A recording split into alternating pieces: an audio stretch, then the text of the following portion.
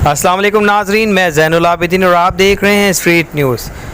خبر شامل کرتے ہیں۔ بلدیہ ٹاؤن تاجر اور عوام کے ساتھ اظہار یکجہتی کے لیے جاوید شمس صدر انجمن تاجران کراچی کی ہدایت پر عمران بٹ جنرل سیکرٹری انجمن تاجران کراچی اور ان کی ٹیم نے جماعت دکانداروں نے عمران بٹ کی قیادت میں بھرپور شرکت کی۔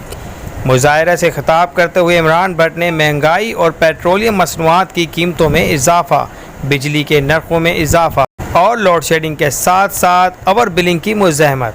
انہوں نے اپنے خطاب میں موجودہ کے الیکٹرک کے سفید ہاتھی کو لگام ڈالنے کا مطالبہ کیا۔ حکومت کو فوری طور پر عوام کو ریلیف دینے، پیٹرولیم مصنوعات اور بجلی کی قیمتوں میں کمی کا مطالبہ بھی کیا۔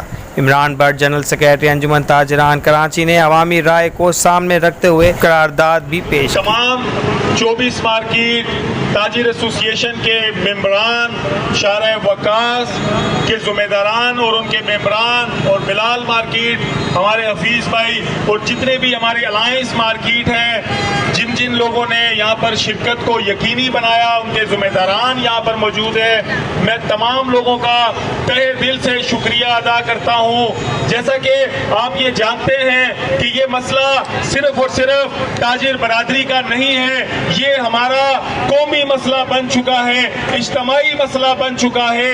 جیسے کہ ہماری عوام اس طرح بے یار و مددگار بلک رہی ہے، ان کے الیکٹرک کی ظالمانہ روش اور ان کی یہ بلوں میں زیادتی عوام دیکھ رہی ہے کہ کوئی مسیح آئے اور ہمارے ان زخموں پر مرہم رکھے۔ اس دوران ہمارے حکمران جو ہیں وہ اپنی سیاست کے لیے اور اپنے اقتدار کے لیے جو ہے وہ رسا کشی کر رہے ہیں۔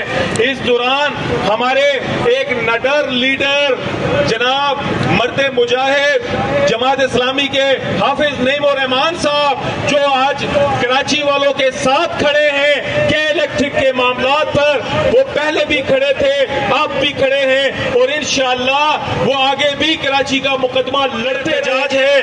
یہ ملک ہمارا ہے، ہم پاکستان کے رہنے والے ہیں، پاکستان کی املاک جو ہے وہ ہماری ہے، اس کی حفاظت ہم نے خود کے ساتھ ساتھ 2 ستمبر کو انشاءاللہ انجمن تاجران کراچی، انجمن تاجران سندھ اور تمام کراچی کی تاجر برادری پورے پاکستان کے اندر شٹر ڈاؤن اور پہیہ جام اسٹرائک کرے گی۔